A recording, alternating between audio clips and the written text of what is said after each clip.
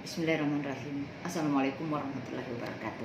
Saya Haja Mulyati Esos, MSI, Wakil Ketua Komisi B, DPRD Kota Makassar, dari fraksi Partai Persatuan Pembangunan mengucapkan selamat hari jadi Kota Makassar yang ke-415.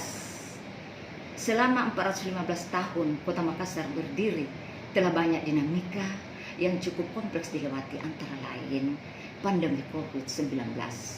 Saya berharap di usia yang cukup matang ini, pemerintah dan seluruh warga Kota Makassar dapat bersinergi dan bergandengan tangan dalam membangun kembali perekonomian yang sempat lumpuh akibat pandemi ini. Semoga Kota Makassar yang kita cintai ini semakin maju, semakin jaya, dan dapat menjadi contoh untuk wilayah lain. Salam kita para salama. Assalamualaikum warahmatullahi wabarakatuh.